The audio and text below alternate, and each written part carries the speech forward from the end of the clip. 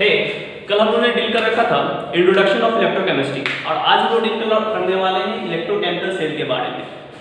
तो अगर आप क्लास 12 के बच्चे होंगे तो थोड़ी बहुत नॉलेज आपको इलेक्ट्रोकेमिकल सेल के बारे में होगी। तो आपको ये जो क्लास में पढ़ाए गए होंगे दो सेल के बीच में पढ़ाए गए होंगे, जिसमें एक लेते हैं हम लोग ऑक्सीडेशन हाफ सेल और दूसरी तरफ लेते हैं रिडक्शन हाफ सेल, और वहां पर पूरा का पूरा मैकेनिज्म हम लोग इलेक्ट्रोकेमिकल सेल का करते हैं। तो हम लोग पहले डिफिनीशन, पहले इसका इंट्रोडक्शन देखेंगे, उसके बाद इसका हम लोग ऑपरेशन करने वाले हैं। तो आज इलेक्ट्रोकेमिकल सेल का हम लोग जनरल इंट्रोडक्शन पढ़ेंगे। तो इलेक्ट्रोकेमिकल सेल दो सेल के लिए होती है, लेकिन हम लोग क्या करेंगे इस वीडियो में सिर्फ एक सेल को डील करेंगे कि इलेक्ट्रोकेमिकल सेल आखिर क्या चीज को बताता है। तो देखिए हमारे पास क्या है, सबसे पहले आप एक वेसल ले लीजिए, ठीक है। दो वेसल्स में इलेक्ट्रोकेमिकल सेल डील की जाती है, लेकिन हम लोग क्या करते हैं एक वेसल्स को लेकर के ही इलेक्ट्रोकेमिकल सेल को डील करने की कोशिश करते हैं। इसमें हम लोग क्या करते हैं सॉल्यूशन को भर देते हैं, जिसमें ले लेते हैं आप लोग कॉपर सल्फेट का सॉल्यूशन ले लो और इसमें एक रड डाल दीजिए, आप जिंक रड को डाल देते हैं हम लोग। अब देखिए इसका पूरा का पूरा मैकेनिज्म क्या होगा वो थोड़ा सा समझते हैं। देखिए यहाँ पे जो कॉपर सल्फेट है हमारा, ये क्या है एक सल्फेट का साल्ट है। तो सल्फेट का साल्ट है, साल्ट के बारे में अगर आपने साल्ट एनालिसिस पढ़ा हो या फिर साल्ट हाइड्रोलिसिस पढ़ा हो तो आपको थोड़ी बहुत साल्ट के बारे में भी नॉलेज होनी चाहिए कि साल्ट जो होता है हमारा क्या होता है न्यूट्रल होता है। क्या होता है न्यूट्रल होता है। ये अभी कॉपर सल्फेट जो है हमारा वो हमारा क्या है अभी न्यूट्रल है, ये हमारा क्या है न्यूट्रल है, न्यूट्रल है। लेकिन अगर जैसे हम लोग कॉपर सल्फेट को अलग अलग कर देंगे, कॉपर सल्फेट को अलग अलग कर देंगे तो ये कॉपर 2 प्लस में आ जाएगा प्लस SO4 2 माइनस में आ जाएगा, हाँ कि ना। कॉपर 2 प्लस में आ जाएगा और सल्फेट क्या आ जाएगा 2 माइनस में आएगा। तो अगर हम लोग इस ये कॉपर सल्फेट ये साल्ट को लेकर के इस वाटर में डाल दें, इस सॉल्वेंट में डाल दें तो यहाँ भी ये टूट जाएगा ना, कॉपर 2 प्लस में टूट जाएगा और सल्फेट 2 माइनस में टूट जाएगा। अरे हाँ कि ना, कॉपर 2 प्लस में टूट जाएगा और सल्फेट 2 माइनस में टूट जाएगा।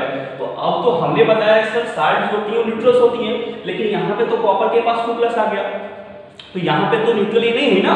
तो अभी ये पूरा क्या करेगा, ये जिंक रड जो डाले हैं उसके साथ ये कुछ रिलेशन का काम करेगा। क्या करेगा देखो, जिंक रड सर आप जानते हो कि जिंक हमारा क्या है मेटल है, जिंक क्या है एक मेटल है, एक मेटल है, जिंक क्या है एक मेटल है। तो मेटल्स क्या करती हैं जनरली, जब भी उसको आप वाटर से रिएक्शन करोगे तो अपने इलेक्ट्रॉन को लूज करती है। तो ये क्या करेगी लॉस ऑफ इलेक्ट्रॉन या फिर lose of electron, losses of electron, electron क्या करेगी लूज करेगी। और ये जिंक रड किसको इलेक्ट्रॉन देगी सर, वाटर में आपने रड को वाटर में डाला है तो वाटर में तो अपने इलेक्ट्रॉन को लॉस करेगी, वाटर को ही अपने इलेक्ट्रॉन को देगी। तो यहाँ पे कॉपर 2 प्लस की रिक्वायरमेंट है, क्योंकि यहाँ पे कॉपर के पास 2 इलेक्ट्रॉन निकल चुका है तो ये चाहेगा कि हमारे पास 2 इलेक्ट्रॉन कहीं से आए और हमें अपने आप को स्टेबल बना दे। तो कॉपर 2 प्लस क्या करेगा, जिंक रड से बोलेगा कि आप इलेक्ट्रॉन कहीं और मत दो, हम ही को दे दो और हम ही अपने आप को न्यूट्रल कर लेते हैं। तो 2 इलेक्ट्रॉन की रिक्वायरमेंट थी, 2 इलेक्ट्रॉन जिंक रड से लेगा और यहाँ क्या बन जाएगा कॉपर सॉलिड बन जाएगा। देखिए ये बेसिक चीज है, ये क्या है हमारी बेसिक चीज है। जनरल जो हम लोग को समझना है, इसमें जनरल समझना है कि सर इसमें हम बताए, अच्छा बता दिए क्यों बताए, ये बताने का तात्पर्य ये है कि आप जब जानते हो कॉपर सल्फेट का जो सॉल्यूशन लिए हो, इसमें तो आपको कॉपर 2 प्लस रिलीज हुआ प्लस सल्फेट 2 माइनस रिलीज हुआ और कॉपर 2 प्लस का जो कलर होता है वो ब्लू कलर का होता है।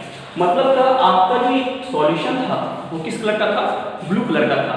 लेकिन जैसे आपने इसको न्यूट्रल किया, कॉपर सॉलिड में डाला, तो आप जानते हो कि ये जो कॉपर सॉलिड होते हैं किस कलर के होते हैं, हाँ सर ये रेडिश ब्राउन कलर के होते हैं, रेडिश ब्राउन कलर के होते हैं, रेडिश ब्राउन कलर के होते हैं। मतलब कि साफ है, साफ है कि हमारा जो सॉल्यूशन था वो ब्लू कलर का था, लेकिन जैसे जिंक ने अपने इलेक्ट्रॉन को लॉस किया, जैसे जिंक ने अपने इलेक्ट्रॉन को लॉस किया तो हमारा जो कलर आया वो रेडिश ब्राउन कलर का हो गया, ब्लू कलर यहाँ पे खत्म हो गए। और यहाँ पे आपको क्रिस्टल है ना, छोटी छोटी क्रिस्टल आपको दिखेंगी यहाँ पे जो कि रेडिश ब्राउन कलर की होगी, जो कि क्या होगी रेडिश ब्राउन कलर की होगी, रेडिश ब्राउन कलर की दिखेंगी।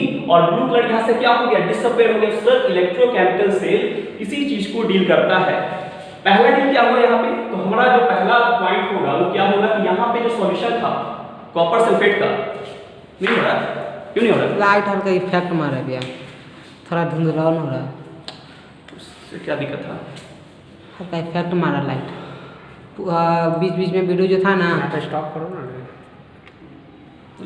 हाँ, तो हम लोग कहाँ थे? बेसिक इसके पॉइंट पे थे। देखो ये जो पूरा का पूरा सॉल्यूशन हमारा हुआ है, ये पहला था ब्लू कलर का, लेकिन जैसे इसको हम जी कलर में न्यूट्रल किया, ये आ गया, इसका ब्लू कलर डिसअपीयर हो गया।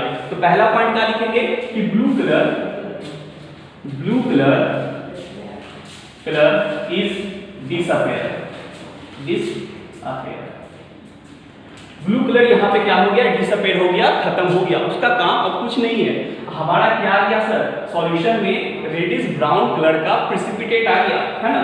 तो लिखेंगे कि copper solid is reddish brown colour, reddish brown precipitate form.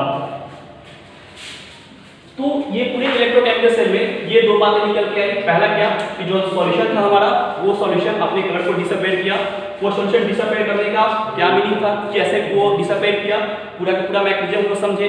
Disappear करने के बाद किस कलर में फॉर्म किया, और सबसे इंपॉर्टेंट पॉइंट जो कि इलेक्ट्रोकेमिकल सेल में आपके लिए इंपॉर्टेंट है, और इलेक्ट्रोकेमिकल सेल भी उसी चीज को डिफाइन करने के लिए अपने आप को इंट्रोड्यूस करता है। सबसे इंपॉर्टेंट पॉइंट, ये पूरे मैकेनिज्म के दौरान, ये पूरे के पूरे मैकेनिज्म के दौरान इस पूरे कॉपर सल्फेट के सॉल्यूशन की टेम्परेचर इंक्रीज हो गई। तो यहाँ पे क्या हो गई? टेम्परेचर ऑफ, लिखेंगे हम लोग, टेम्परेचर ऑफ